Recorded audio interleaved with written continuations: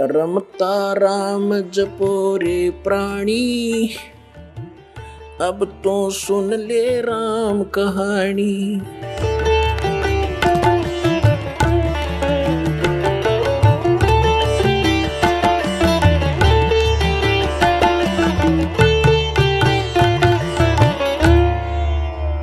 अब क्या बताया भगवान ने कि जय सतगुरु मिलते नहीं, जाते नरक द्वार।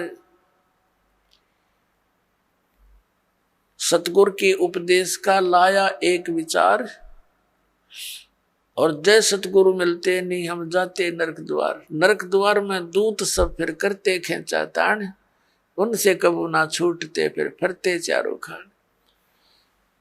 पुण्यात्माओं, जब ये भक्तिहीन प्राणी यहां से जाता है, यम के दूत इसको पकड़ कर ले जाते हैं, धर्मराज के सामने खड़ा कर दिया जाता है, न्यायाधीश के सामने। वहां ये नहीं कह सकता कि मैंने ऐसा नहीं किया, मैंने ऐसा नहीं किया। वहां झूठ नहीं चलेगी, वहां तो आपकी फिल्म स्टार्ट हो जाएगी, सीडी ऑन हो जाएगी आपके समक्ष सामने।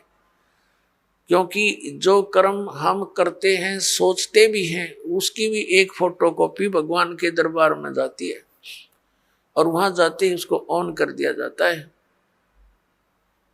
अब जैसे आप जी भक्तों को, भाई बहनों को कहते हो, रिश्तेदारों को या कोई मित्र पड़ोस पड़ोस में मिल जाते हैं, उनको भी समझाते हो भक्ति कर लो, परमात्मा का नाम ले लो।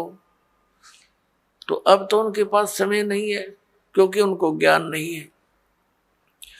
फिर वो जब वहां दरबार में खड़ा होगा तो ये एक पली लगाता है भगवान के आगे, एक बहाना खोजता है कि परमात्मा मुझे पता नहीं चला, हमने तो इतना ज्ञान हुआ था, अपना काम करो, बच्चों का पालन पोषण करो। तो उसमें परमात्मा वो सीडी चला देगा, कोई भक्त उससे कह रहा होगा कि चलो चलेंगे सत्संग में, और वो बकवाद कर रहा होगा, मना कर रहा होगा, सौ बहाने मिला रहा होगा। फिर परमात्मा कहेगा, देख इस भक्त ने, इस बहन ने, इस बेटी ने तेरे से क्या कहा था, और तू झूठ बोलता है कि मेरे को पता नहीं चला। तब ये क्या कहता है भगवान, गलती होगी, क्षमा कर दो। परमात्मा कहता है, भाई गलती का मानने का कोई फायदा को नहीं, अब तो नरक में जाना ही पड़ेगा। और फिर कभी तुझे मानव शरीर मिले तो फिर ट्राई करना। तो पुण्यात्माओं, ये धर्मराज के दरबार में जो प्राणी जाता है, उसके बाद इसको नरक में डाला जाता है। और वहां तो लाखों की संख्या में, हजारों की संख्या में पशुओं की तरह चारों तरफ से यम के दूत, जो समझ लो हाथों में भाले, क्योंकि वो शरीर ऐसा है, उसमें पीड़ा घनी होती है, और उसमें मरता नहीं प्राणी, पीड़ा ज्यादा होती है। तो उसमें सीधे भाले ठोके, आंखों में मारेंगे ना सीधे, और ऐसे जैसा भी हाथ में आओ उतना लठ मारते हैं, और उनको जबरदस्ती नरक में ठोक देते हैं, धक्के मार मार के। वो उल्टे बाजे उनके लठ मारे, और जैसे पशु को फाटक में रोकते हैं, ऐसा ठोक दिया जाता है।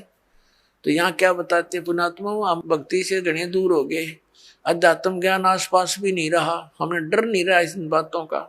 इन बातों को हम ऊट पटांग से मानते हैं, इन अज्ञानियों के ज्ञानों के को सुन सुन के अज्ञान को, कि भगवान कहीं, नरक कहीं नहीं है, यही स्वर्ग है, यही नरक है। अरे इतने बड़े बड़े ग्रंथ लिखे हैं, महापुरुषों ने आंखों देख कर बताए हैं, उनको हम अपनी सोच से झूठा कैसे कर देंगे? करेंगे तो करे रहेंगे, लेकिन सच्चाई हमारे कहने से मिट नहीं सकती। तो परमात्मा बताते हैं कि नरक द्वार में जब नरक में ठोके जाओगे, दूत सब और करते खेचा ताण, दे डंडा दे लठे, अंदर ठोक देते हैं। नरक द्वार में दूत सब करते खेचा ताण, और उनसे कभी ना छूटता फिर फिरता चारों खान। वहां नरक में दुख उठा करके फिर इन चार खानियों में 84 लाख प्रकार के इन पशु पक्षियों और सब जीवों की, ये प्राणियों के जो शरीरों में कष्ट उठाना पड़ता है।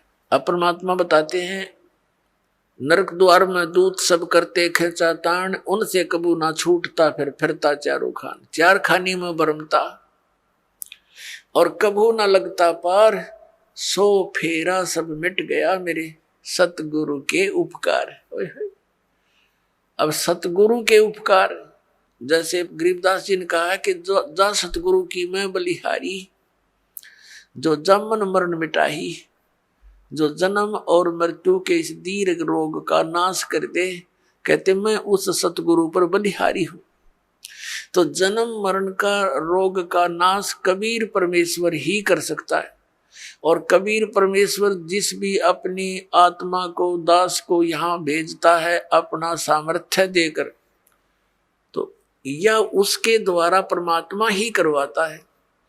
अन्य ना तो किसी भगवान की भक्ति से ये जन्म मरण का रोग नाश हो सकता। यदि हम श्री राम, श्री कृष्ण अर्थात विष्णु जी, इनकी पूजा करके चाहें कि हमारा जन्म मरण का रोग कटे, ये नाशवान इनकी जन्म मृत्यु स्वयं होती है। ऐसे ही शंकर जी की जन्म मृत्यु होती है, ब्रह्मा जी की जन्म मृत्यु होती है। इनका पिता है सरपुरुष, जिसको काल रूपी ब्रह्म भी कहते हैं। जो गीता बोल रहा है श्री कृष्ण जी में प्रवेश करके, वो स्वयं स्वीकारता है गीता जी अध्याय नंबर 4 के श्लोक नंबर 5 और 9 में, अध्याय नंबर 2 के श्लोक नंबर 12 में, गीता जी अध्याय नंबर 10 के श्लोक नंबर 2 में। ये कहता अर्जुन तेरे मेरे बहुत जन्म हो चुके हैं, तू नहीं जानता मैं जानता हूं। तो इससे सिद्ध है कि इस ब्रह्म की पूजा करने वाला भी जन्म मरण के रोग से नहीं बच सकता। और ब्रह्म की साधना ब्रह्म पुजारी गुरु से ही लेनी पड़ती है। उस गुरु की शरण में जाने से भी जन्म मृत्यु का रोग नहीं कट सकता। और जब तक जन्म मृत्यु का रोग नहीं कटेगा, हम शांति नहीं हो सकती। आप सुन रहे थे जगत गुरु तत्वदर्शी संत रामपाल जी महाराज जी के मंगल प्रवचन। अधिक जानकारी के लिए विजिट कीजिए हमारी वेबसाइट www.jagatgururampalji.org। संत रामपाल जी महाराज जी के शुभ आशीर्वाद से पूरे विश्व भर में 500 से भी ज्यादा नाम दीक्षा केंद्र हैं, जिन पर संत रामपाल जी महाराज जी द्वारा ऑनलाइन निशुल्क नाम दीक्षा दी जा रही है। अपने नजदीकी नाम दीक्षा केंद्र का पता करने के लिए संपर्क करें 8222880541।